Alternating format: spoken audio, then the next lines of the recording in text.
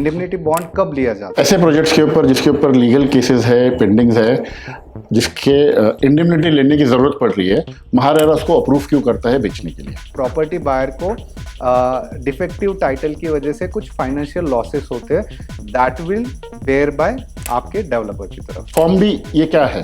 RERA इसको recognise करता है इंडेमनिटी बॉन्ड को। पिछले एपिसोड में हमने देखा जो मार्केटिंग स्कीम्स होते हैं, no EMI till possession, rental guarantee, उसके बारे में बात की। इस एपिसोड में हम बात करेंगे इंडेमनिटी बॉन्ड की। इंडेमनिटी बॉन्ड आजकल बहुत ज़्यादा फेमस है। जो प्रोजेक्ट के ऊपर लिटिगेशंस होते हैं, डिस्प्यूट्स होते हैं, उसके लिए इंडेमनिटी बॉन्ड साइन किए जाते हैं। राइट। इसको महारेरा क्या बोलता है? महारेरा के लाइट में इसको हम कैसे देखेंगे? देखिए, इंडेमनिटी बॉन्ड ये जो कंसेप्ट है, ये कंसिडर कीजिएगा अभी तक महारेरा के पास नहीं है। क्यों? क्योंकि अगर मतलब कंसिडर कीजिएगा इंडेमनिटी बॉन्ड कब लिया जाता है। हाँ, पहले वहां से शुरू करते हैं। राइट। तो इंडेमनिटी बॉन्ड ये कब लिया जाता है? तो कोई भी मतलब एक अगर मान लीजिए कोई लैंड जो है डिस्प्यूट में है, तो अगर कोई प्रमोटर वो लैंड के ऊपर प्रोजेक्ट कंस्ट्रक्ट करके सेल करना चाहता है, तो जो वो सेलिंग कर रहा है, ठीक है, मान लीजिए इन फ्यूचर जाकर उस प्रोजेक्ट के ऊपर अगर कुछ कॉन्सिक्वेंसेस आ जाते हैं, स्टे ऑर्डर आ जाता है, ठीक है, तो महारेरा इंडेमनिटी बॉन्ड वहाँ पे नहीं यूज करता है। ठीक है, इंडेमनिटी बॉन्ड यूज किया जाता है बहुत सारे बैंक्स में। ठीक है, तो पहले महारेरा वहाँ पे क्या यूज करता है, मतलब मान लीजिएगा कि कोई अगर प्रोजेक्ट लिटिगेशन में आ जाता है, तो एज ऑब्वियस कि उसका जो टाइटल है वो डिफेक्ट है। ठीक है, अब महारेरा ने ये क्लियर गाइडलाइन दी है कि अगर आपके प्रॉपर्टी का टाइटल डिफेक्ट है and if that cause any loss for the allottees, मतलब वहाँ पे जिन्होंने बुकिंग किया था एंड उस बुकिंग के बाद आपके जो आपका टाइटल था वो क्लियर ना होने के कारण, डिफेक्टिव टाइटल के कारण आपको लॉसेस हो रहा है, मतलब जो प्रॉपर्टी बायर है उनको लॉसेस हो रहा है, तो उन्हें प्रोटेक्ट किया जाता है महारेरा में। क्योंकि महारेरा ने क्लियरली कहा है कि अगर प्रॉपर्टी बायर को डिफेक्टिव टाइटल की वजह से कुछ फाइनेंशियल लॉसेस होते हैं, दैट विल बेयर बाय आपके डेवलपर की तरफ से। तो लैंड का टाइटल हो, प्रोजेक्ट टाइटल हो, किसी भी लीगल टाइटल का रिस्पॉन्सिबिलिटी डेवलपर का होता ही है। इंडेमनिटी बॉन्ड कहाँ से प्ले में आया? यस, इंडेमनिटी बॉन्ड ये आपका कंसिडर कीजिएगा जब आपका महारेरा एस्टेब्लिश हुआ, फॉर्म हुआ एंड उसके बाद महारेरा कह रहा हूँ, रेरा एस्टेब्लिश हुआ। रेरा आने के बाद महारेरा में मतलब फॉर्मेशन, मतलब फॉलोइंग इसका स्टार्ट हो गया 1 मई 2017 में। तब जाकर लोगों को या फिर मतलब बैंक्स को पता चला कि लिटिगेशन ऐसी चीज अब महारेरा में आने लगी। इसका एक एग्जांपल देता हूं मैं। मेरे 17-18 की टाइम की बात है, 2017-18 में ही मेरा एक बुकिंग हुआ था एक XYZ प्रोजेक्ट के ऊपर। हमने रेरा चेक किया था, तब तक उसके अंदर कोई लिटिगेशन, कोई केसेस नहीं दिख रहे थे। हमने पेमेंट किया, टोकन अमाउंट गया, बुकिंग का प्रोसेस चालू हुआ। 2 या 3 दिन के बाद मुझे क्लाइंट फोन करता है, सलमान भाई इसके ऊपर केस है। आपने बोला सर हमने चेक किया था, उसके ऊपर केसेस नहीं थे। तो नहीं, अब बता रहा है।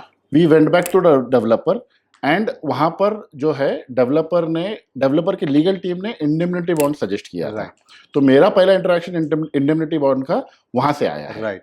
तो उसी टाइम पे जितने भी बैंक्स है 2017 में, आपने इवन दो कुछ नेशनलाइज बैंक है जहाँ पे मतलब लिटिगेशन ये कंसेप्ट पहली बार समझ में आया था कि सारे प्रोजेक्ट पे, मतलब जितने भी प्रोजेक्ट आ रहे हैं उसमें से ऑलमोस्ट बहुत सारे प्रोजेक्ट के ऊपर लिटिगेशन है।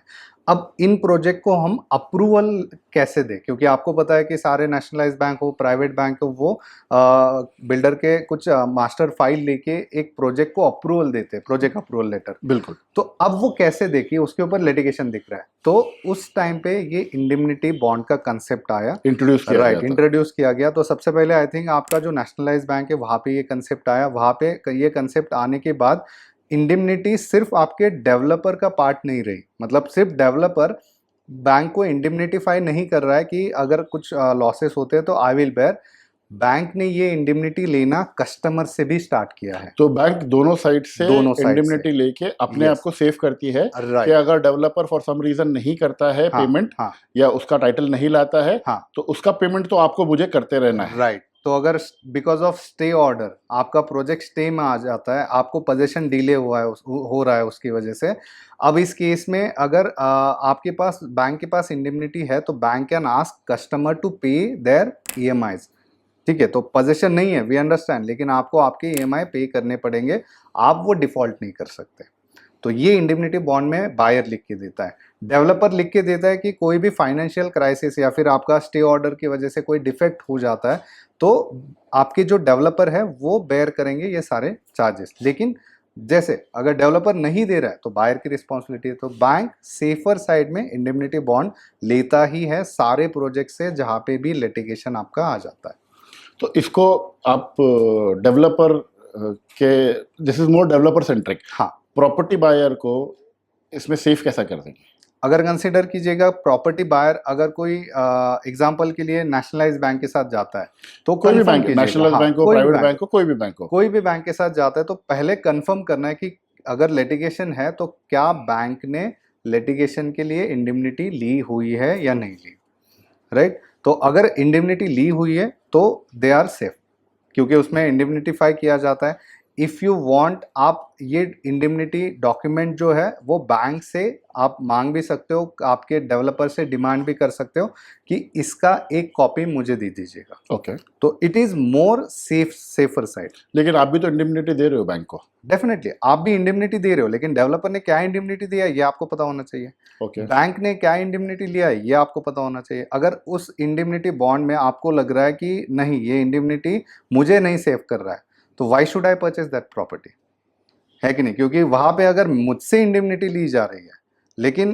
किसी एक पार्टी को वहां पे उतना ज़्यादा मतलब पेनलाइज नहीं किया जा रहा है या फिर उतना ज़्यादा कंसिक्वेंसेस उनके ऊपर नहीं लगाए जा रहे, तो मैं रिस्क में आ जाऊंगा एज अ प्रॉपर्टी बायर। तो मुझे आपके इंडेमनिटी बॉन्ड अगर है तो वो चेक करना है, वेरीफाई करना है। रेरा इसको रिकॉग्नाइज करता है इंडेमनिटी बॉन्ड को? अभी तक रेरा ने, जैसे मैंने कहा, रेरा में इंडेमनिटी बॉन्ड अभी तक रिकॉग्नाइज नहीं किया है। रेरा में लेकिन टाइटल का जिम्मेदारी, लीगल टाइटल का जिम्मेदारी डेवलपर के ऊपर दिया गया है, लीगल टाइटल। तो जैसा मेरे केस में मैंने बताया था, जो एग्जांपल दिया था आपको, प्रॉपर्टी का पेमेंट करने के बाद मालूम पड़ा कि इसके ऊपर केस आया है। हमने पहले चेक किया था तब नहीं था।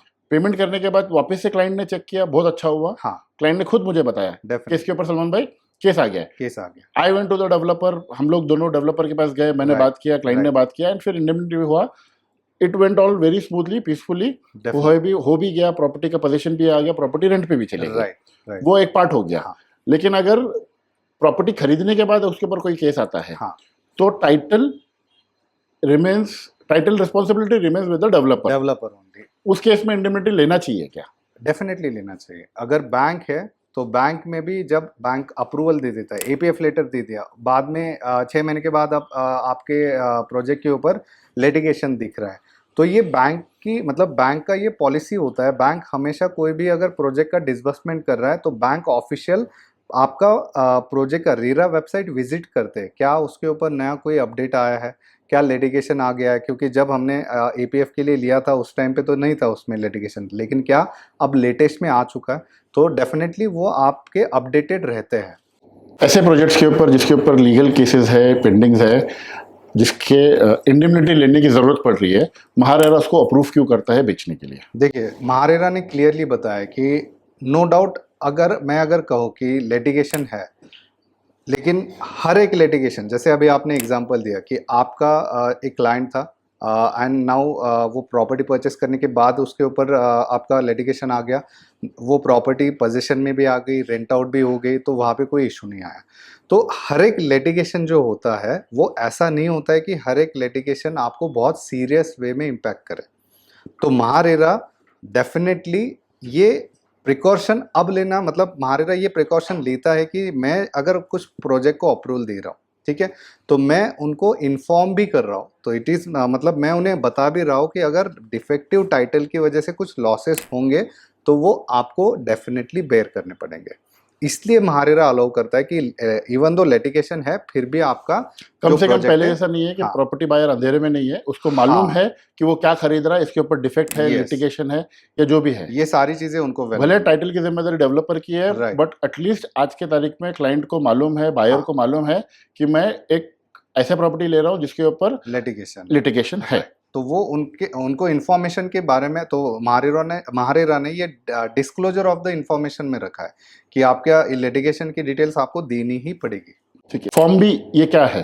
देखिए, जब कोई भी डेवलपर प्रोजेक्ट रजिस्टर करने जाता है तो उन्हें एक अंडरटेकिंग देना पड़ता है कि जो भी डिटेल्स मैं दे रहा हूँ रिगार्डिंग पोजीशन डेट रिगार्डिंग उसमें जो एमिनिटीज मैं दे रहा हूँ, तो ये जो मैं आपके कमिटमेंट कर रहा हूँ उसके लिए महारेरा एक आपका अंडरटेकिंग लेता है डेवलपर से। तो ये अंडरटेकिंग फॉर्म बी कहा जाता है। तो ये फॉर्म बी महारेरा पोर्टल के ऊपर हर एक प्रोजेक्ट का अपलोडेड रहता है। तो उसमें आप देखोगे कि क्या क्या कमिटमेंट डेवलपर ने किए हैं। तो डेफिनेटली अगर उसमें से कुछ कमिटमेंट डेवलपर, जैसे डिले इन पोजीशन, तो अगर महारेरा को कोई केस चलाना है आपके डेवलपर के अगेंस्ट, तो आपके पास कुछ ना कुछ, आपके पास भी एज अ अथॉरिटी आपके पास भी प्रूफ होना चाहिए कि इन डेवलपर ने हमें पहले कहा था कि वो जो पोजीशन देने वाले हैं इस टाइम पीरियड में देने वाले हैं।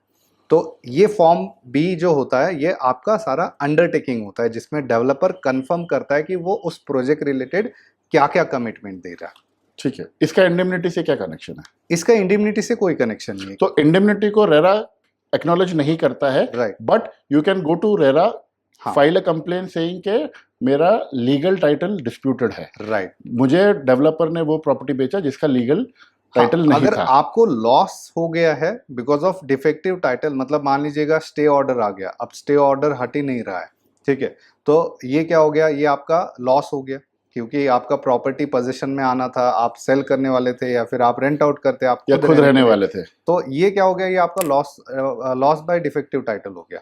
तो लॉस बाय डिफेक्टिव टाइटल ये आपके महारेरा में आपका कवर किया जाता है, जो MCLR प्लस 2% का आपका कॉम्पेंसेशन। हाँ, मतलब उसमें कंसिडर कीजिएगा कि अब अगर आपका आप चाहते हो कि उस प्रोजेक्ट से निकल जाना चाहते हो, मतलब ऐसे नहीं कि लिटिगेशन है इसलिए निकल जाना चाहते हो, लेकिन स्टे में आ गया है।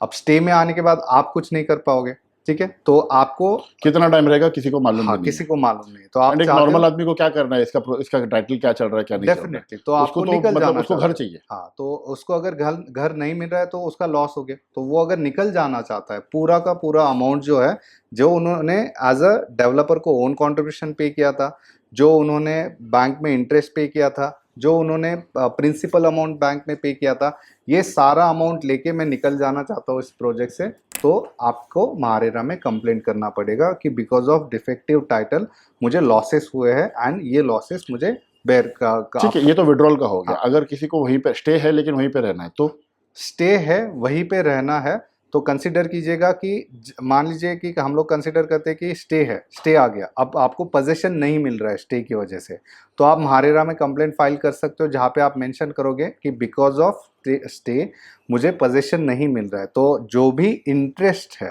ठीक है, तो आपके प्रोजेक्ट का, मतलब आपके प्रॉपर्टी पे जो आपको होम लोन का इंटरेस्ट आ रहा है, वो आपका डेवलपर ने देना ही चाहिए।